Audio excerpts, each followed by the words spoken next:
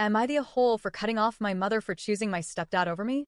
I'm 26F now, but the wounds from what happened still feel fresh. I was born when my mom was 20.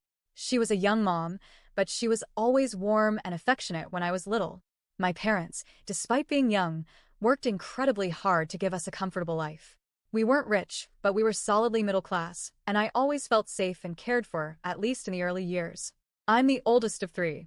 My brother Jay is a year younger than me, and my youngest brother Ben is 6 years younger. We were close growing up. Our house was loud and filled with sibling bickering, laughter, and the kind of chaos that feels normal when you're a kid. Things started to shift when I hit high school. My mom and dad divorced, and it changed everything. I stayed with my mom for a while, but the relationship between us started to sour when I began expressing myself more. At 16, I dyed my hair purple, a simple act of teenage rebellion, and she freaked out. Like, full on you're dead to me freak out. She kicked me out over it. Over hair. So I moved in with my dad. I was heartbroken. For 2 years, I lived with him, trying to make the best of it while still wishing things could go back to the way they were with my mom. As graduation neared, I started missing my friends, my old town, my brothers, and yes, deep down, I still missed her too. So, during my senior year, I moved back in with my mom. I thought maybe we could patch things up, that she had calmed down, and that I'd finally have the relationship with her I longed for. But then, she met Jake. She met him at a bar. It started as a casual thing. She'd be out with him every other night, giggling like a teenager. I met him twice. That's it. Just enough to realize I didn't particularly trust him. He gave me a weird vibe, and something about the way she talked about him, like he hung the moon, made my stomach turn. I also got to meet his son, who was trans and actually my age.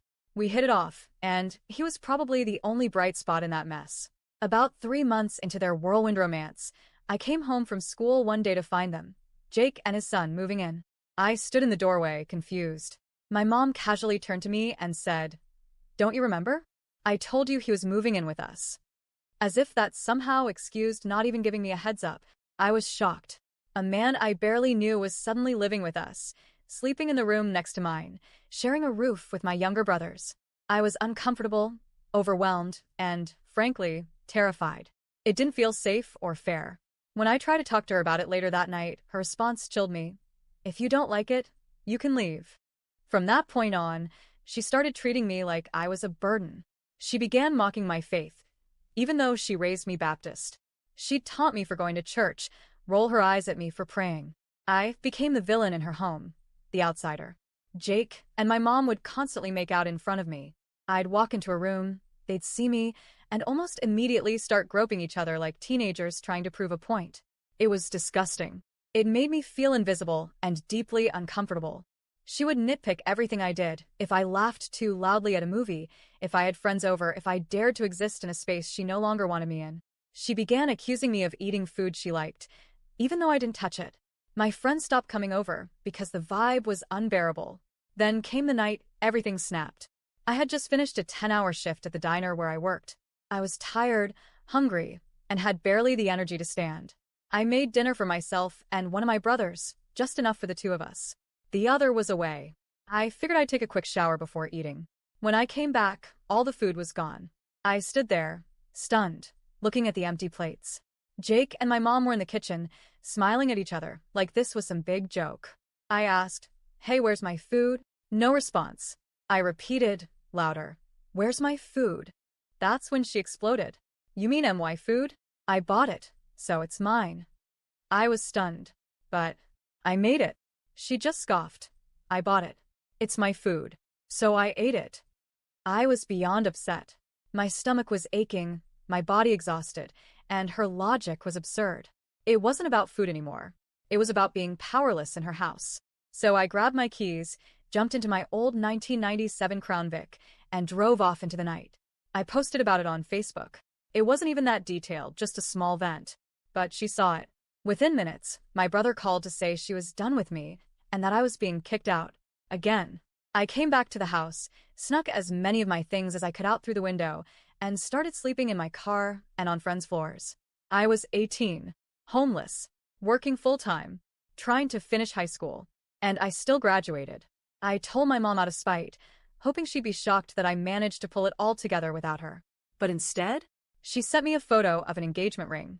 She was marrying Jake. and she planned the wedding for the same day as my graduation. I told her I wouldn't be attending her wedding, and she wasn't invited to my graduation. I wanted to celebrate that victory for me, not share it with someone who made my life hell. But of course, my family didn't see it that way. I was flooded with messages calling me selfish, ungrateful, cruel. Eventually, I caved. After graduation, I stopped by the wedding reception. I shouldn't have. The moment she saw me, she beamed, and then, like it was a grand performance, she announced that she and Jake were moving across the country, 18 hours away, and she was taking both my brothers. Everyone turned to me, waiting for my reaction. I just took a sip of my drink and pretended to get a phone call. Outside, my brothers followed me. They told me they'd known about the move for a while but had promised not to tell. I didn't blame them. They were 17 and 12. What could they do? They moved. And that was it. I kept minimal contact after that. Then, in 2021, I lost my best friend to suicide. It destroyed me. I spiraled into one of the darkest periods of my life and nearly didn't make it through. My mom reached out during that time. She offered support and I, desperate and grieving, let her back in just a little. She came to visit that Christmas. She brought Jake and one of my brothers. We went to dinner, and things felt okay. I was starting to believe maybe, just maybe, things could be repaired. On the drive back, she brought up how rebellious I was as a teen. She laughed about me piercing my belly button. I tried to joke along until I said, "You told me it made me a whore, that I probably showed my boobs to boys." She looked confused, and then laughed. "Oh, honey, you must have dreamed that up." "I'd never say something like that," I snapped. "I only ever had nightmares about you." "I remember exactly how much it hurt when you said it." She sighed and rolled her eyes. "I hate how you lie, especially in front of your little brother. It's so sad." Jake jumped in and started yelling at me. I shut down. When we got to my place, I tried to walk past her, but she grabbed my arm and forced me into a hug. I ran up the stairs and slammed my door, feeling like the air had been sucked out of my lungs. That night, I realized I couldn't do it anymore. It's been 3 years since then. She still sends me messages on holidays and birthdays. I never reply. So, am I the a-hole for cutting my mom off for? There's so much more I haven't even mentioned. Small slights, quiet manipulations, the way she made me feel like a stranger in her life. But these are the major moments. I wonder sometimes if I overreacted, if I should have tried harder. Or maybe if I should give her one final conversation.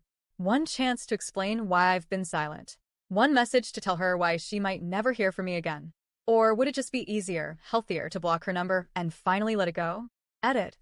I guess my real question is, should I reach out one last time and tell her everything? Or is closure something I'll have to give myself?